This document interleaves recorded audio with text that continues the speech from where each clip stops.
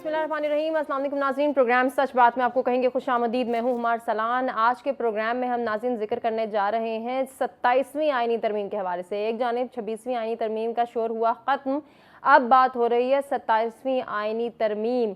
क्या ये मंजूर होगी नहीं होगी, यकीनन ये बहस तो करेंगे। इसके साथ साथ ज़रा हम अंदरूनी कहानी आपको बताना चाहते हैं वज़ीर आज़म शहबाज शरीफ और chairman Pakistan Peoples Party Bilawal Bhutto Zardari की मुलाकात के हवाले से। ज़रा ये कहते हैं कि दोनों ने सियासी सूरत हाल पर भी गुफ्तगू की। मुल्क के मौशी आशारिये बेहतरी की जानिब जा रहे हैं, जिसकी वजह से महंगाई कम हो रही है, ये कहना है वज़ीर आज़म शहबाज शरीफ साहब का। इस पर भी हम बात करेंगे। इसके साथ साथ आने वाली सूरत हाल के हवाले से भी तबादला ख्याल किया गया है दोनों रहनुमाओं के दरमियान, और ये कहा गया है कि 26वीं आईनी तरमीम का सारा क्रेडिट इत्तेहादी जमातों को जाता है। पहले भी मुल्क की खिदमत और कौम की खिदमत से पीछे नहीं हटे, आइंदा भी नहीं हटेंगे। इसके साथ साथ 27वीं आईनी तरमीम पर भी गुफ्तगू की गई है। क्या गुफ्तगू हुई है? मिलकर चलने की बात हुई है, और पार्लियामेंट की मजबूती के हवाले से दोनों रहनुमा बड़े मुतमईन और पुरजोश नजर आए। इसके साथ साथ वो ये कह रहे हैं कि गैर जमहूरी ताकतों का रास्ता रोकने के लिए 26वीं आईनी तरमीम कारगर साबित होगी। मजीद ज़रा ये बताते हैं कि 27वीं आईनी तरमीम में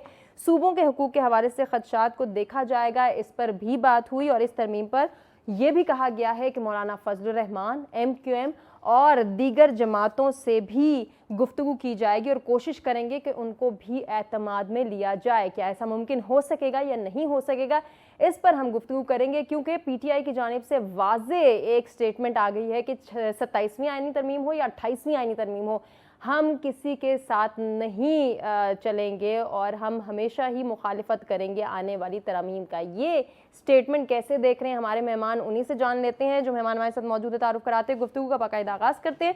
स्टूडियो में मेरे साथ सीनियर एनालिस्ट सज्जाद तरीन साहब मौजूद हैं, सर आपको खुशामदीद कहना चाहेंगे। एक और सीनियर एनालिस्ट हमारे साथ मौजूद हैं असद खलल साहब, सर आपको भी खुशामदीद कहेंगे।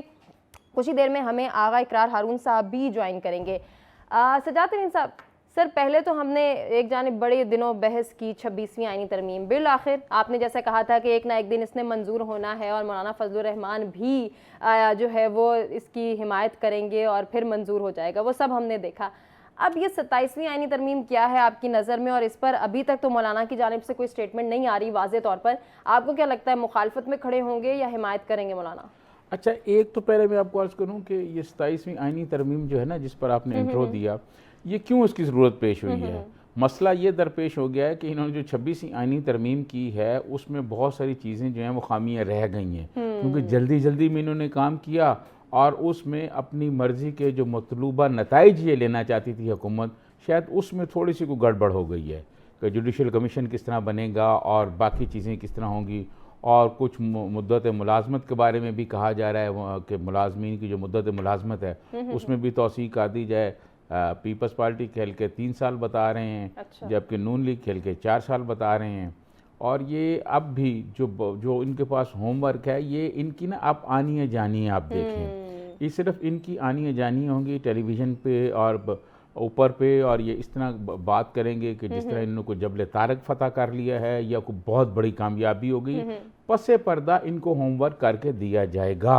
अच्छा। मैंने आपको याद होगा कि जब यहाँ हमारे दोस्त कह रहे थे कि मौलाना साहब जो हैं वो हमायत नहीं करेंगे, तो मैंने आपको कहा था कि मौलाना हमायत करेंगे। और एक वर्ड आप यूज करते हैं ना कि ये सब स्क्रिप्टेड है, स्क्रिप्ट के मुताबिक सब एक्ट करेंगे। देखिए, मैं आपको अर्ज करूँ, मैं पाकिस्तान की पॉलिटिकल हिस्ट्री का एक तालिब इल्म हूँ। 1985 से मैं जर्नलिज्म में खुद हूँ और ख़ुद मैं चीज़ें देख रहा हूँ, ठीक है। और मेरे सामने बहुत सारे उतार चढ़ाव आए, बहुत सारे इनकलाबी और बहुत सारे इनकलाब भी हमारे सामने आए, और इनकलाब के पीछे कौन था वो भी बाद में पता चल गया 5-10 साल के बाद। अब तो मेरे ख्याल में कोई रात को कोई चीज़ होती है, सुबह पता चल जाता है कि ये जो काम हो रहा है इसके पीछे कौन है, कौन कर रहा है। तो ये सारी चीज़ें अब जो खामियां उसमें रह गई हैं, ठीक है, वो खामियां इनको करनी पड़ेंगी और उनको कंप्लीट करने के लिए 27वीं आईनी तरमीम आ रही है। आईनी तरमीम आ रही है। और दूसरी तरफ से अब थोड़ा से हुक्मरान जो हैं वो खौफजदा भी हैं, क्योंकि बुशरा बीबी भी रिहा हो गई है और इमरान कैदी नंबर 804 की बहनें भी रिहा हो गई हैं। और बस मैं इतना कहूँगा, कुछ तो है जिसकी पर्दादारी है। ठीक हो गया असद खलल साहब, इसको कंप्लीट कीजिएगा आप। जैसे कि सज्जाद तरीन साहब कह रहे हैं कुछ तो है जिसकी पर्दादारी है, आपकी नज़र में वो क्या हो सकता है? और इसके साथ साथ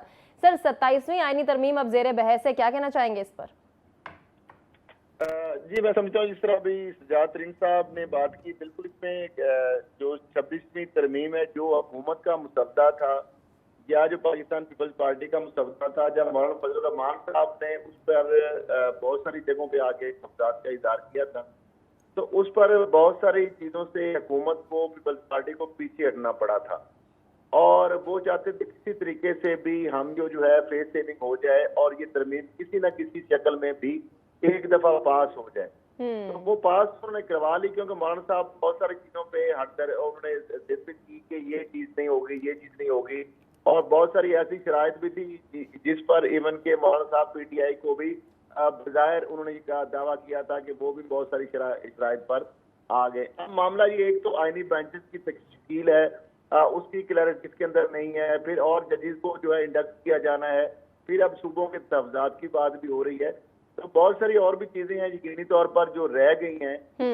वो अब 27वीं तरमीम के जरिए जो लाई जाए। दूसरी बात यह है, हुकूमत को जो एक खदशा था या जो नंबर गेम का इशू था, तो वो भी हुकूमत का, वो कहते हैं ना, एक झाका खुल गया, अब उनको पता लग गया है कि बंदे जिस तरीके से भी हैं ये जमीर जानने वाले बंदे, नंबर गेम पूरी उनकी हो जाएगी। क्योंकि सेनेट और कौमी असम्बली में नंबर गेम जो है, अगर मौलाना फजल रहमान साहब दोबारा उनका साथ देते हैं तो मेरा भी ख्याल कि अच्छा सर, जो आप बात करें ना कि ये पहले खदशा था, लेकिन अब ये खदशा भी किसी हद तक दूर हो गया है कि नंबर गेम पूरी होगी या नहीं, यही खदशा अगर 27वीं आईनी तरमीम के हवाले से दरपेश होगा या नहीं होगा, इस पर हम बहस करेंगे। नाज़रीन, अभी हमें एक ब्रेक की जानिब बढ़ने का कहा जा रहा है, ब्रेक से वापस आते हैं, गुफ्तगू के सिलसिले को आगे बढ़ाते हैं।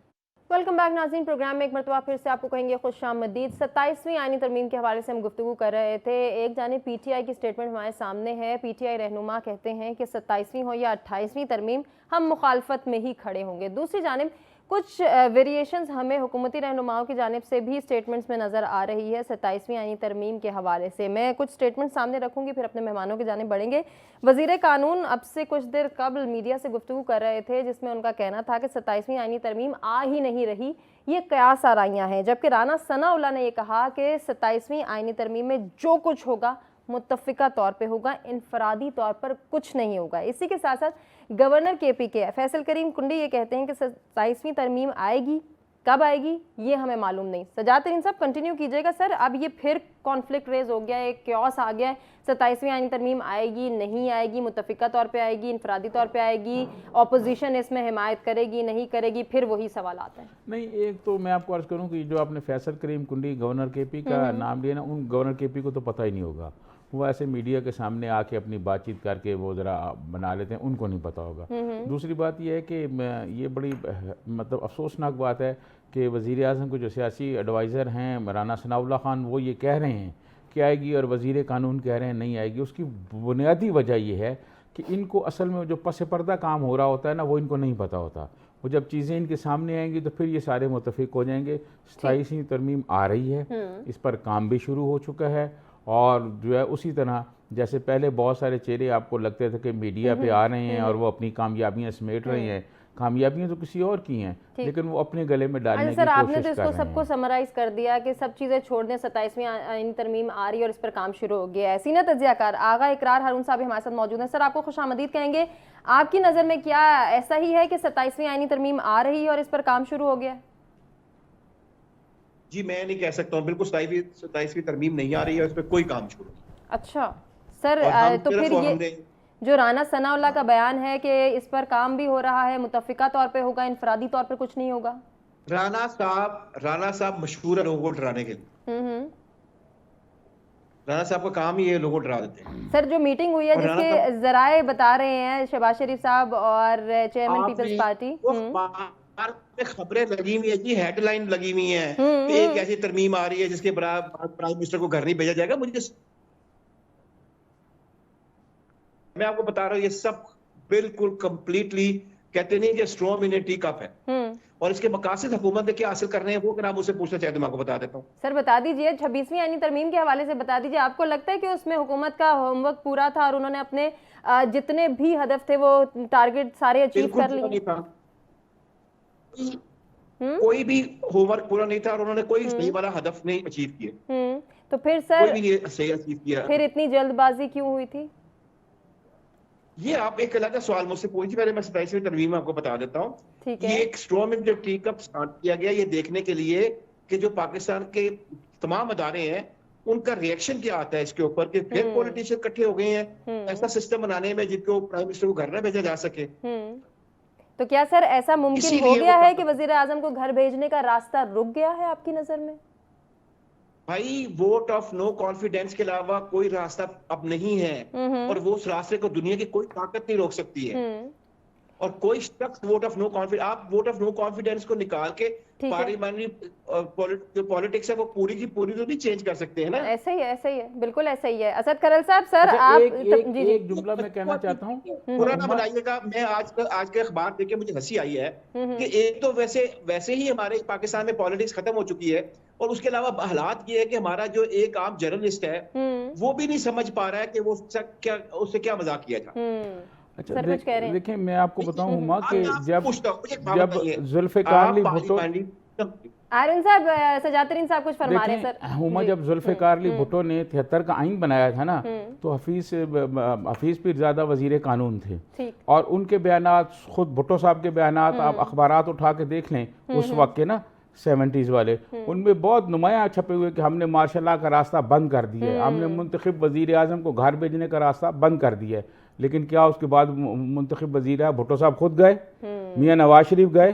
तो ये जो सियासतदान कोशिश करते हैं ना कि हमने रास्ता बंद कर दिया है, ऐसा मुमकिन नहीं है। ऐसा मुमकिन उस वक्त होगा जब सोच तब्दील हो जाएगी कि जमहूरी इदारे अपनी अपनी दायरा कार में आइन के मुताबिक चीज़ें चलें, हर जो है इदारा अपने अपने हदूद में रहे और अपना अपना काम करे। ठीक है असद करल साहब, हम ब्रेक की जाने बढ़ेंगे, लेकिन उससे पहले मैं चाह रही हूँ आप अपना पॉइंट ऑफ व्यू शेयर कर दें। सर ये जो कॉन्फ्लिक्ट आ रहा है, क्योस आ रहा है, क्या हो रही है 27वीं आईनी तरमीम, इस पर काम हो रहा है या नहीं हो रहा है, आप भी अपना पॉइंट ऑफ व्यू हमारे साथ शेयर कर दें सर।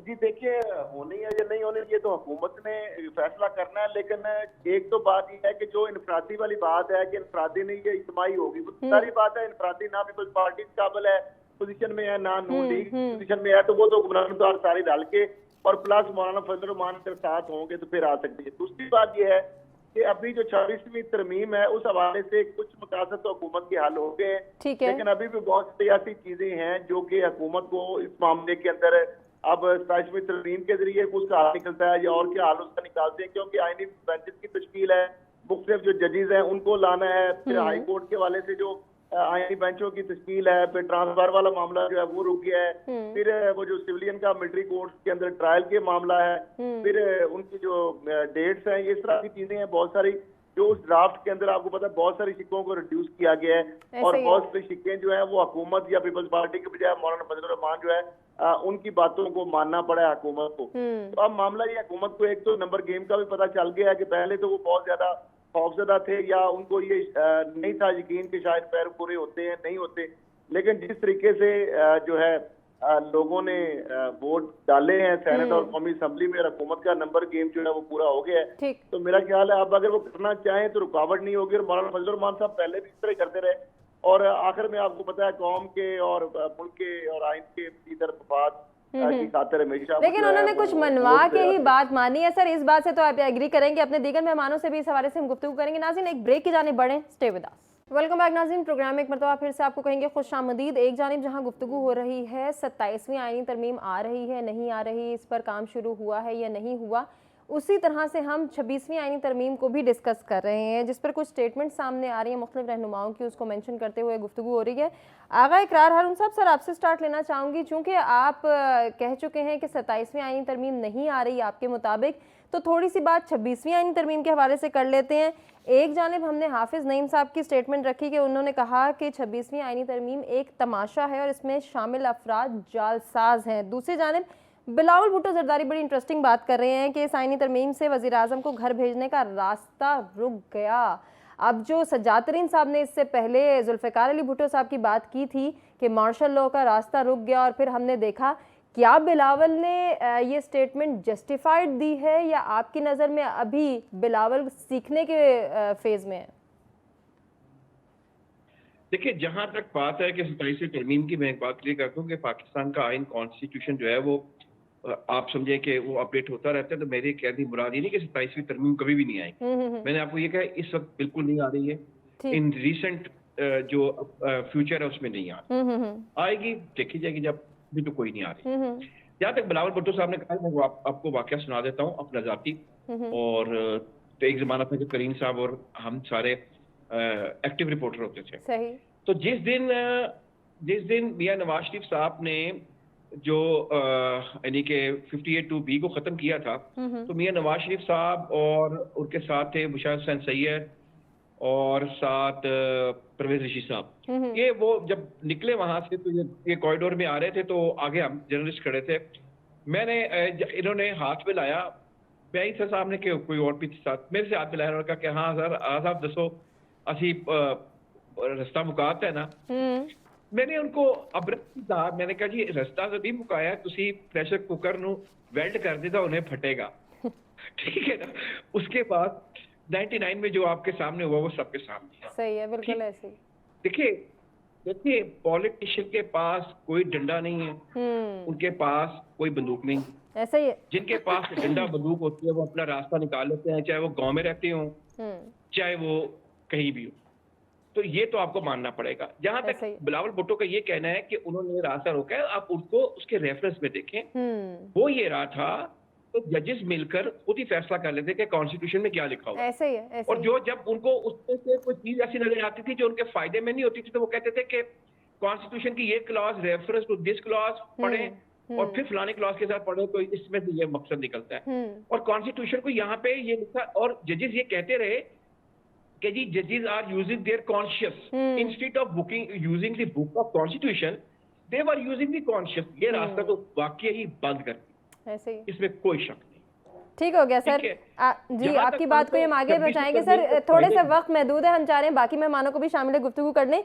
असद खरल साहब, एक जानिब तो हम 26वीं आईनी तरमीम की बात कर रहे हैं, अभी नवाज शरीफ साहब के हवाले से बात कर रहे थे आगा इकरार हारून, तो मेरे जहन में ये बात आई कि नवाज शरीफ साहब भी अमेरिका चले गए हैं और मुमकिन तौर पे इसके बाद उन्होंने लंदन भी रवाना होना है, मरीम नवाज साहिबा भी जाएंगी।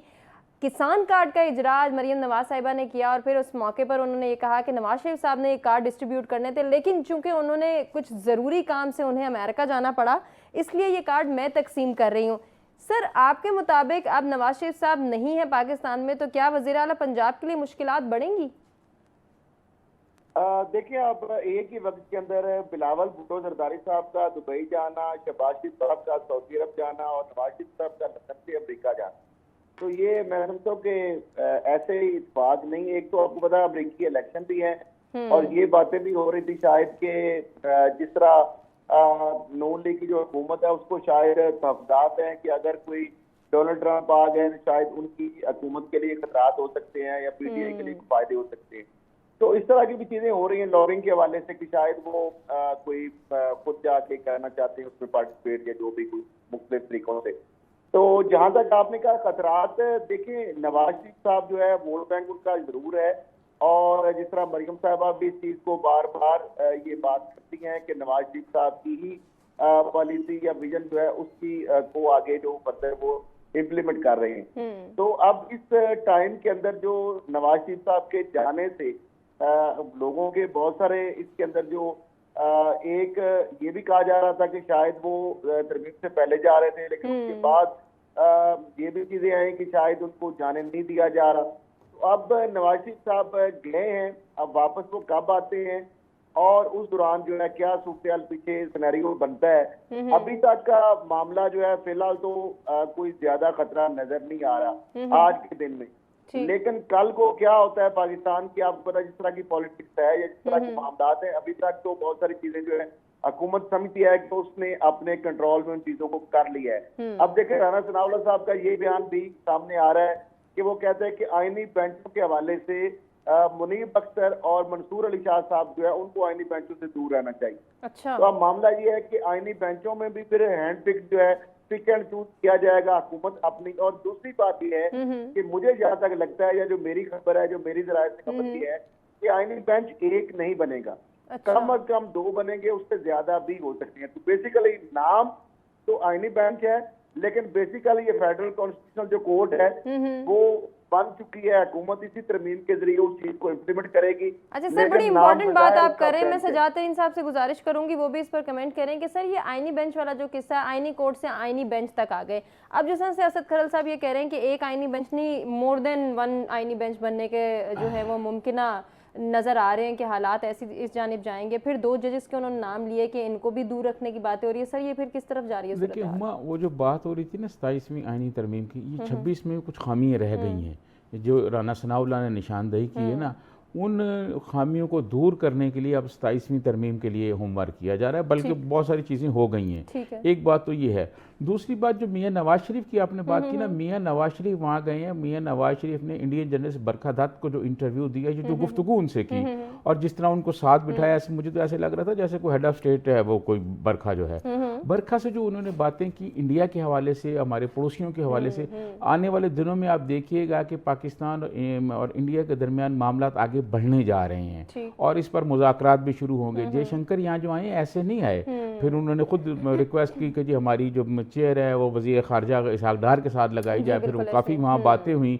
अभी आपके पास प्रोग्राम में टाइम नहीं है, वरना मैं सारी बातें बताता आपको। तो वो उस पस मंज़र में गए हैं वहाँ बातचीत करने के लिए कि वहाँ कोई भी नई इंतज़ामिया आए, चाहे ट्रंप आए, चाहे वो कमला हैरिस आए, तो वो आगे जो मामलात हैं, जो कश्मीर पे मामला जो चलने जा रहे हैं, वो आगे से चले जाए और इसमें दरमियान में अमेरिका जो है जैसे माजी में वो अपना रोल करता रहा है वो करे। मियां नवाज शरीफ इस हवाले से वहाँ गए हैं क्योंकि मियां नवाज शरीफ की के दिल से आप ये ख्वाहिश नहीं निकाल सकते कभी भी कि वो इंडिया के साथ जो कारोबार है वो किया जाए, इंडिया से रवाबत अच्छे किए जाएं। वो और ये खुल्लम खुला मियां साहब इस पर इजहार भी करते हैं और बरखा के सामने भी उन्होंने किया।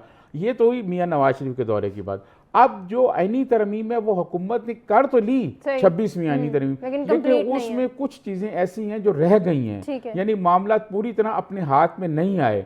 हथौड़ा अपने हाथ में, हैमर अपने हाथ में वो रखना चाहते हैं, वो अब उसको किसी तरह और तरीके से मिला के वो करना चाहते हैं। होमवर्क कंप्लीट नहीं किया था, अगर वो पहले इस पर वर्कआउट कर लेते या कुछ पहले डिस्कशन हो जाती, जैसे कि वो अली मोहम्मद खान भी कहते हैं कि 2 से 3 महीने इस पर डिस्कशन हो या साल भी डिस्कशन हो तो फिर बेहतर प्रोडक्ट सामने आ सकती है। देखें बात यह हुमा कि जब सारा होमवर्क मैं आपको करके दूंगा, सारी चीजें मैं आपको करके दूंगा और कहूंगा ये स्क्रिप्ट पढ़ दें, तो फिर आपने तो वो लाइनें ही पढ़नी है ना। आपको तो ये नहीं पता उसका इम्पैक्ट क्या पड़ेगा। शेयर कर दिया, अपने तमाम मेहमानों का शुक्रिया अदा करना चाहेंगे। सवाल अभी भी ज़ेरे बहस है कि 27वीं आईनी तरमीम आएगी या नहीं आएगी, इस पर होमवर्क हो रहा है या नहीं हो रहा, इसको अपने आने वाले प्रोग्राम्स में डिस्कस करेंगे। अभी आपसे इजाजत लेंगे, अल्लाह के बाद।